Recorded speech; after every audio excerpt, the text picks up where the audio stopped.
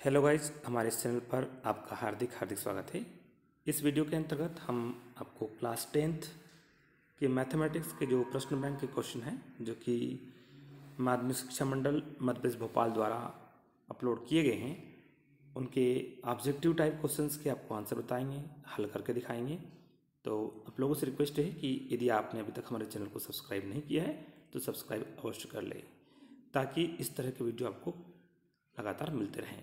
तो चलिए सबसे पहले हम यहाँ पर वस्तुनिष्ठ प्रश्नों की चर्चा करेंगे। तो हमारा पहला वस्तुनिष्ठ प्रश्न क्या है वो हम आपको दिखाते हैं। तो ये लीजिए, यहाँ पे एक प्रश्न है 8, 9, 25 का HCF हाईएस्ट कॉमन फैक्टर क्या है। तो देखिए 8, 9 और 25 परस्पर सहअभाज्य संख्या है, परस्पर अभाज्य संख्या है और परस्पर अभाज्य संख्या होने के कारण इनका जो HCF है वो 1 होगा। तो यहाँ पे राइट आंसर फोर्थ है 1 वाला। उसके बाद नेक्स्ट क्वेश्चन है प्रश्न क्रमांक 3, जो परिमेय तथा अपरिमेय संख्याओं का गुणनफल क्या होता है। परिमेय जैसे फॉर एग्जांपल हमने 3 ले लिया, अपरिमेय क्या ले लिया, √5 ले लिया। तो इनका जो गुणा होता है 3√5 होता है, तो कैसा होगा, अपरिमेय होगा। एक परिमेय और एक अपरिमेय संख्या गुणनफल सदैव अपरिमेय संख्या होती है, इसलिए राइट आंसर कौन सा होगा, सेकेंड होगा। इसी तरह से किन्हीं दो परिमेय संख्याओं का योग होगा। तो देखिए हम यहाँ पर एक परिमेय संख्या लेते हैं 2√5 और एक ले लेते हैं 3√5। तो यदि इनको जोड़ेंगे हैं तो हमारे पास आ जाता है 5√5 जो कि एक अपरिमेय संख्या है। तो दो अपरिमेय संख्याओं का योग भी क्या होता है, अपरिमेय संख्या होती है। उसके बाद में नेक्स्ट क्वेश्चन हमारा है क्वेश्चन नंबर 5। 3 किसानों के पास 490 किलोग्राम, 588 किलोग्राम और 882 किलोग्राम गेहूँ है। गेहूँ के बैग्स भरने की अधिकतम क्षमता के लिए कितने बैग्स लगेंगे। तो देखिए यहाँ पर हम आपको बता दें 490, 588 और 882 का हमें क्या लेना पड़ेगा, एलसीएम लेना पड़ेगा, सॉरी एचसीएफ लेना पड़ेगा, क्योंकि यहाँ अधिकतम क्षमता, अधिकतम मतलब हाईएस्ट कॉमन फैक्टर, एचसीएफ लेना पड़ेगा। तो इन तीनों का जो एचसीएफ होता है वो 98 होता है, इसलिए हमें 98 किलोग्राम वाला आंसर यानी कि पहला आंसर सही होगा। नेक्स्ट क्वेश्चन है किसी पूर्णांक m के लिए सम पूर्णांक निम्न स्वरूप का होता है। तो देखिए सम पूर्णांक हमेशा 2 का गुणज होता है, तो हमारा आंसर क्या रहेगा, 2m। उसके बाद में नेक्स्ट क्वेश्चन है 97, चलो और दिखा देते हैं, 97/2 × 5⁴ परिमेय संख्या के लिए दशमलव के साथ शांत ज्ञात कीजिए। तो देखिए यहाँ पर 97 और हम 97 में हमारे पास क्या लिखा है, 2 × 5⁴। आप जानते हैं कि 1, 2 और 1 5 का गुणा 10 होता है। तो हमारे पास 2⁵3 की आवश्यकता और है, तो 2⁵3 कर देंगे तो हमारे पास नीचे 2 भी 4 हो जाएंगे और 5 भी 4 बार हो जाएगा। तो उससे हमें संख्या जो प्राप्त होगी वो किस तरह से प्राप्त होगी, 97 और 2 × 5⁵ हमने 4 कर दिया और ऊपर लिख दिया है 2⁵3 मीन्स 8। देखिए फिर समझ लीजिए आप एक बार, 2 यहाँ पर लिखा हुआ है लेकिन हमने यहाँ 2 कितनी बार लिख दिया है, 4 बार, 2⁵4 लिख दी और 5⁵ भी क्या है, 4 है।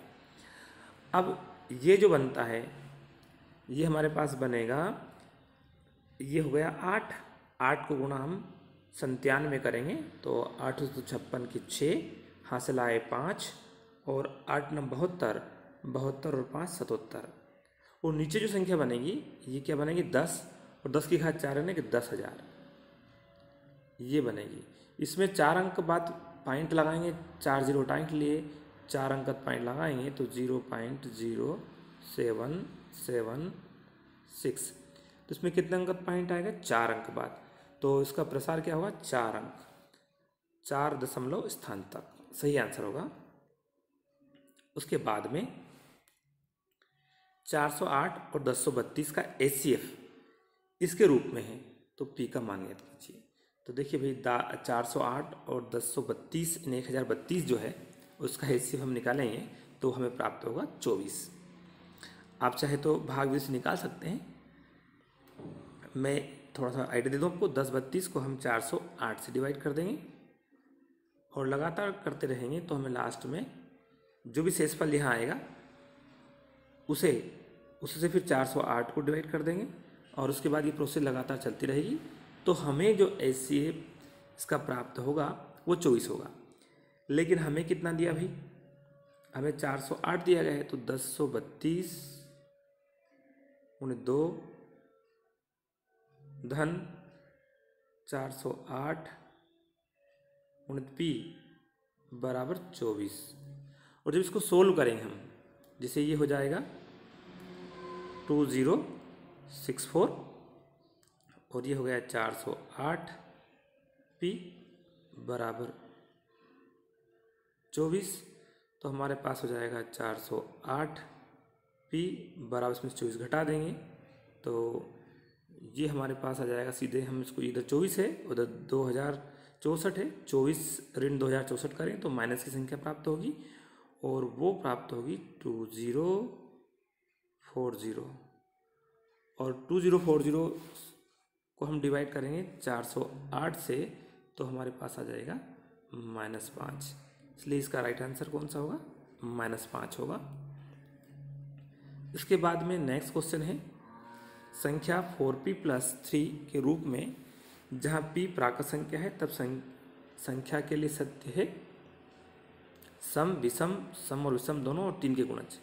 तो देखिए भाई 4p + 3 में आप कोई सी प्राकृत संख्या p के स्थान पर रख दीजिए। यदि p के स्थान पर हम 1 रखते हैं तो ये कितना आ जाता है? मैं 1/1 दिखा दूँ। p बराबर 1 लिया हमने तो ये जो हमारा है इसकी वैल्यू हमें प्राप्त होगी 7। यदि p बराबर हमने 2 लिया तो इसकी वैल्यू हमें प्राप्त होगी 11। तो किसी स्थिति में 7 कहें या 11 कहें, ये किस तरह की संख्या प्राप्त हो रही है? विषम। इसलिए हमारा राइट आंसर कौन सा होगा? सेकेंड वाला होगा। जब भी इस तरह सवाल दिए जाएं तो आप p के स्थान पर जो उसने कहा वो रख लीजिए। यहाँ p क्या लिखा है? प्राकृत संख्या है, तो 1/1 प्राकृत संख्या देखिए, रखिए और जो भी आंसर प्राप्त होता है उसे निष्कर्ष निकालिए। इसके बाद पाई का मान। तो देखिए पाई का मान जो है, पाई एक अपरिमेय संख्या होती है, आपको ध्यान रखना है, अपरिमेय संख्या होती है। इसको हम डिवाइड करेंगे तो 3.14 के बाद में भी लगातार चलता रहता है और इसलिए हम इसको पाई को क्या मानेंगे? अपरिमेय संख्या मानेंगे। और 1 से 10 तक की संख्याओं में सभी संख्याओं से विभाज्य न्यूनतम संख्या, यानी 1 से 10 तक की संख्याओं का आपको न्यूनतम संख्या निकालना है, विभाज्य न्यूनतम संख्या निकालना है। इट मीन्स इसका एलसीएम निकालना है 1 से 10 तक की संख्याओं का। तो 1 से 10 तक की संख्याओं का एलसीएम जो है वो 2520 होगा, 2520। इसलिए राइट आंसर क्या होगा? 2520। या आप सीधे सीधे ये भी चेक कर सकते हैं कि इनमें से कौन संख्या है जो सबसे कट जाती है। 1 से सभी कट जाती है, 2 से ये कट जाती है, ये कट जाती है, ये कट जाती है, ये भी कट जाती है। लेकिन इसके अतिरिक्त 3 से 4 से इस तरह से हम सब चेक करेंगे तो हमें राइट आंसर कौन सा मिलेगा? हमें मिलेगा 2520 यानी 2520 हमारा राइट आंसर। इसके बाद में 5, 10, 20 के लिए एलसीएम व एचसीएफ का अनुपात। तो देखिए भाई 5, 15 और 20 का जो एलसीएम है वो रहेगा 60 और इनका जो है एचसीएफ है वो रहेगा 5। अब 60 और 5 में जो अनुपात यदि हम देखें तो एलसीएम और एचसीएफ में तो ये आएगा 12:1। तो राइट आंसर कौन सा होगा? 4th नंबर का होगा। इसके बाद में नेक्स्ट देखिए, यदि ए इस तरह से है और बी इस तरह से है और एन क्या है? प्राकृत संख्या, तब ए और बी का एचसीएफ क्या होगा? तो भाई देखिए एन प्राकृत संख्या है तो हम यहाँ पर एन नहीं, यहाँ पे या तो ये 1 से होना चाहिए या फिर एन होना चाहिए। इन दोनों में से x के स्थान पे या तो n होना चाहिए या फिर n के स्थान पे x होना चाहिए। फिलहाल मैं यहाँ करता हूँ x प्राकृत संख्या है।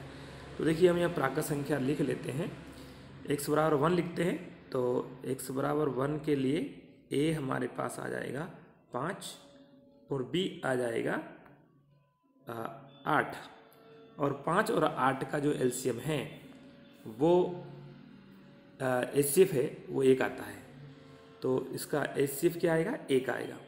तो राइट आंसर कौन सा है, ये है।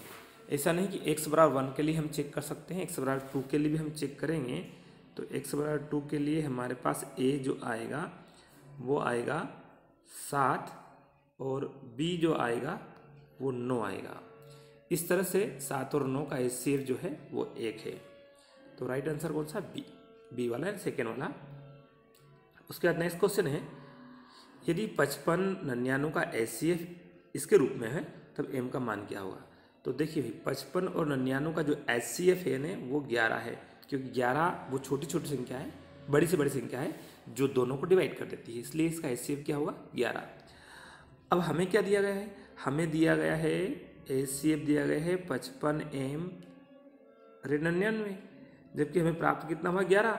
तो ये भी एचसीएफ और ये भी एचसीएफ है, हम दोनों को सोल्व करेंगे तो 55m बराबर 11 धन 99, यानी कि 55m बराबर 110, और ये 55 जब बटे में ले जाएंगे यहाँ पर तो ये 55 दूनी 110।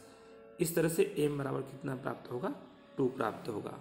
तो राइट आंसर कौन सा है, 2 है।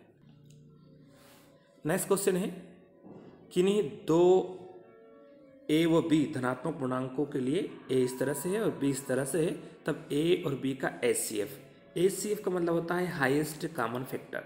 तो भाई देखिए a और b में आपको क्या कॉमन है, p और q दोनों कॉमन है, लेकिन अधिकतम बार क्या कॉमन है। तो देखिए दोनों में हम देखेंगे तो p है, लेकिन p की अधिकतम घात कितनी कॉमन हो सकती है, p की घात 1 कॉमन हो सकती है। इसमें p घात 3 है, लेकिन इसमें p घात 3 नहीं है, तो जो हमें कॉमन जितना मिल सकता है वो लेना है। तो दोनों में p कॉमन है, उसके बाद दोनों में q स्क्वायर कॉमन है, इसलिए एचसीएफ में हमें जो कॉमन पार्ट रहते हैं वो लेते हैं। तो यहाँ पर पी क्यू स्क्वायर आएगा, इट मीन्स का सेकेंड आंसर आएगा।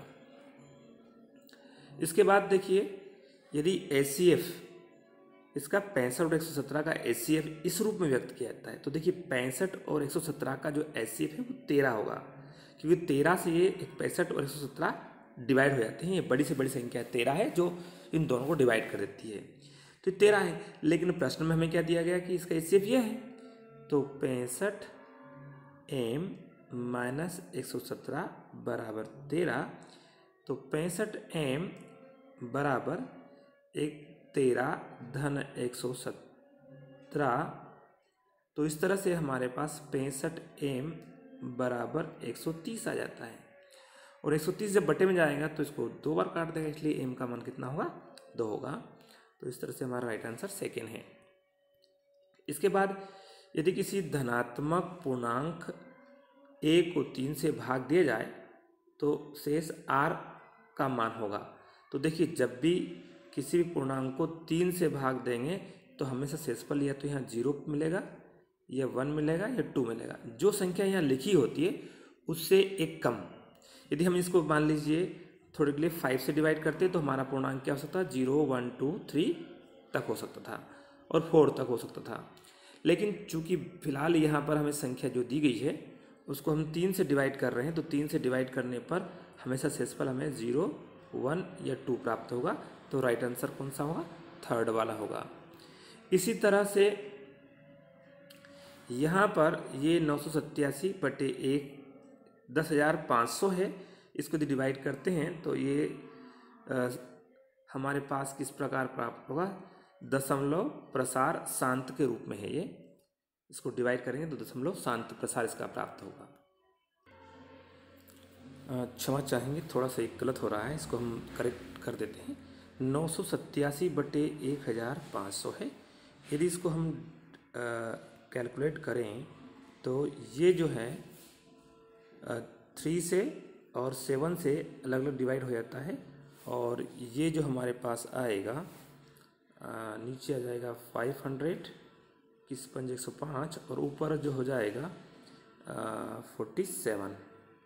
तो देखिए नीचे वाली जो संख्या है ये है, इस 500 को हम लिख सकते हैं 5 इंटू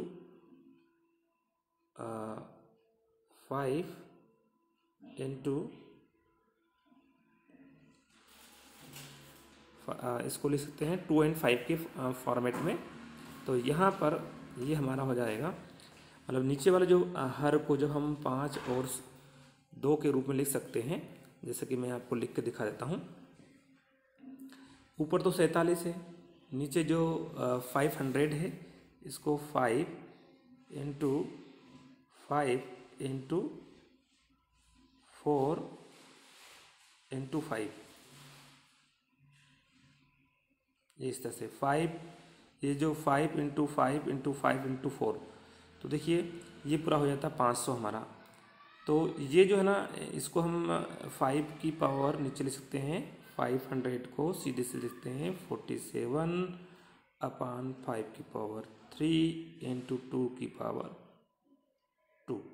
तो जब भी हम हर को 5 और 2 के रूप में लिख सकते हैं तो वो शांत प्रसार होता है। तो यहाँ पर दशमलव का प्रसार शांत होगा। यहाँ पर थोड़ी सी गलती हो गई थी जिसे हमने सुधार कर दिया है, यहाँ पे कुछ मिसिंग है इसलिए ये प्रॉब्लम हुई थी। तो आप ध्यान दीजिए, दशमलव का प्रसार शांत होगा। इसके बाद में चलिए, यदि n एक परिमेय संख्या है तब ये विभाजित होगा। तो देखिए ये किससे विभाजित होगा, आप n के स्थान पर कोई भी परिमेय संख्या ले सकते हैं, 1 2 3 कुछ भी ले सकते हैं। जैसे फॉर n के स्थान पर हमने 1 ले लिया, तो 5 की पावर 2 इंटू 2 की पावर 2, इट मीन्स ये हो जाता है हमारे पास 25 × 4 यानी 100।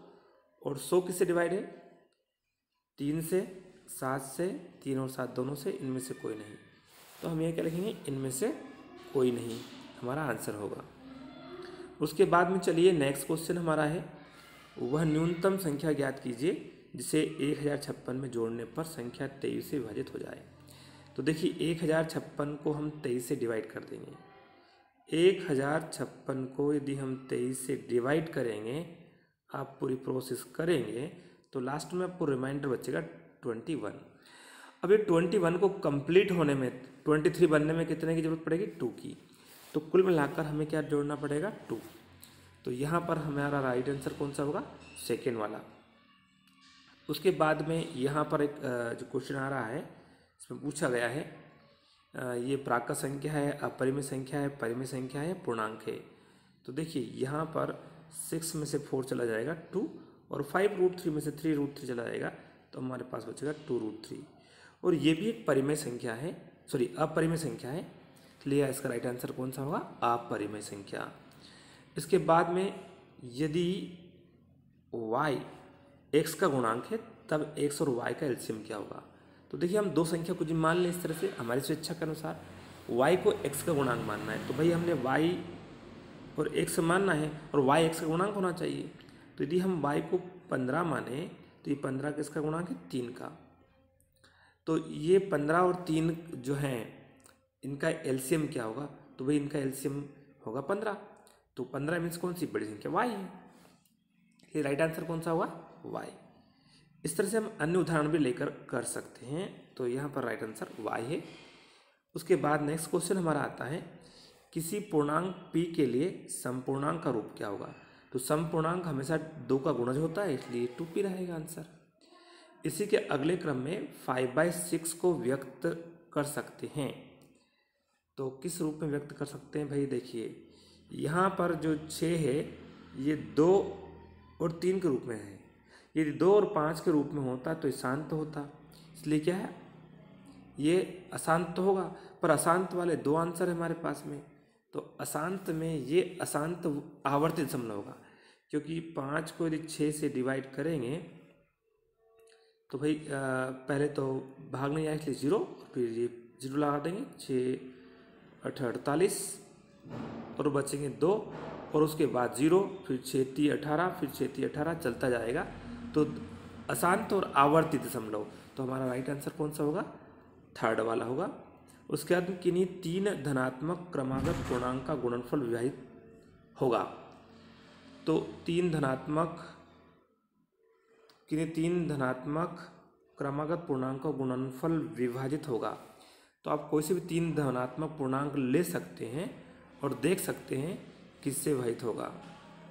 हमेशा हमेशा किससे होता है। तो देखिए हमने 2, 3 और 5 ले लिया, 2, 3 और 4 ले लिया, तो ये क्रमागत है। 4 3 12, 12 दूनी 24, ये 24 आया। इसके बाद चाहे तो 3, 4 और 5 ले सकते हैं, तो ये 5 को 20, 20 दिया 60 आया। और ये हम चाहे तो 4, 5 और 6 ले सकते हैं, 6 5 30 और 30 चौको 120। ऐसी कौन सी नंबर है जो इन सब से डिवाइड हो रहा, मतलब इनमें से 4, 6 में से कौन सा है, या इनमें से जो इन सबको डिवाइड कर देता है। तो 6 है, 4 भी है और 6 भी है, और इनमें जो है केवल 1 है, तो ऐसा भी नहीं है। यहाँ पर ये 4 से भी डिवाइड हो जाता है, ये भी 4 से डिवाइड हो जाता है, और ये भी 4 से डिवाइड हो जाता है, इसलिए 4 भी रहेगा, और 6 भी से डिवाइड हो जाते हैं। तो यहाँ मुझे लगता है ये प्रश्न में कहीं त्रुटिपूर्ण है, पूरी बात पर्याप्त रूप से पूछ नहीं पाया है। तो ये तो यहाँ पर 4 और 6 दोनों होना चाहिए, क्योंकि दोनों से कट जाते हैं। उसके बाद में चलिए इसका आप मुझे कमेंट करके बताएं क्या आंसर हो सकता है। और उसके बाद में यहाँ पर 33/2 × 5 परिमेय संख्या का शांत दशमलव प्रसार होगा। तो देखिए भाई, इसका शांत दशमलव प्रसार ज्ञात करने के लिए 33 और ये 2 × 5 है। अब यदि 2 5 10 हो जाता तो 1 5 की जरूरत हमें और है, जिससे 10 बन जाए। तो 1 5 ऊपर और 1 5 हमने ऊपर लगा दिया, तो ये भी 10 बन गया और ये भी 10 बन गया। पर ये अलग से 5 लगाया गया, इसलिए इसका अंश में गुणा कर दिया, तो हर में भी गुणा कर दिया हमने। तो यहाँ पर ये 33 5 165 होता है, और 165 में ये 5 दूनी 10 और 5 दूनी 10, यानी 100 का हम भाग लगाते हैं तो 2 अंक पॉइंट आएगा, यानी दशमलव के 2 स्थान तक इसका शुद्ध मान ज्ञात किया सकता है। उसके बाद में नेक्स्ट क्वेश्चन है, ये एक नंबर दिया गया है, एक परिमेय संख्या का दशमलव प्रसार है, तब p/q के रूप में दर्शाया गया, तो q क्या होगा। तो देखिए ये शांत संख्या है और शांत है, इसलिए इसका दशमलव प्रसार हर का दशमलव जो हर का जो गुणनखंड होगा वो 2 और 5 के रूप में होगा, इसलिए हमारा राइट आंसर कौन सा है, 4th है। इस तरह से वह छोटी से छोटी संख्या जो 1 से 10 की सभी संख्याओं से विभाज्य है, तो हम इसमें पहले आ चुका है इस तरह प्रश्न, ये 2520 का राइट आंसर होगा। इसके बाद में किसी पूर्णांक q के लिए प्रत्येक विषम पूर्णांक का रूप होगा। विषम पूर्णांक हमेशा क्या होता है, सम पूर्णांक से अधिक होता है, और सम पूर्णांक का फॉर्मूला क्या होता है, 2q, उसे 1 अधिक कर देंगे तो ये क्या जाएगा, विषम पूर्णांक प्राप्त हो जाएगा, इसलिए यहाँ पर हमारा राइट आंसर 4th होगा। इसी के अगले क्रम में किसी पूर्णांक p तथा 5 के लिए q और r विशेष पूर्णांक है, इस तरह से है कि p = 5q + r है, तब r का मान क्या हो सकता है। तो देखिए भाई, यहाँ पर ये कहना ये चाह रहा है कि संख्या p को 5 से डिवाइड करने पर वो q बार डिवाइड हो जाता है और r शेष बचता है, तो r हमेशा जो बचेगा ना 5 से छोटा बचेगा। तो छोटा बचने में क्या होता है, 0 1 2 3 4 हो सकता है, इसलिए राइट आंसर क्या है, 5 से छोटे जो भी संख्या है वो सब बच सकती है, तो 0 1 2 3 4 बचेगी, तो राइट आंसर हमारा 4th होगा। अगला हमारा क्वेश्चन है 98 के गुणनखंड होंगे। तो 98 को भाई हम लिख सकते हैं 49 × 2, और 49 को लिखते हैं 7⁻2 × 2, तो इसके गुणनखंड ये 7⁻2 × 2, यहाँ पर इसे 3rd वाला आंसर इसका रहेगा। तो इस तरह से हमने आपको गणित विषय के प्रश्न, महत्वपूर्ण प्रश्न जो है कि MP बोर्ड द्वारा जो अपलोड किए गए हैं वेबसाइट पर, उनको सोल्व करके दिखाया है। अगले वीडियो में हम इसी के अगले चैप्टर के भी दिखाएंगे, और साथ ही आपको साइंस के और इंग्लिश के क्वेश्चन भी आपको हल करके बताएंगे। तो आप लोगों से रिक्वेस्ट है कि आप हमारे इस चैनल को सब्सक्राइब करें तथा वीडियो को शेयर अवश्य करें।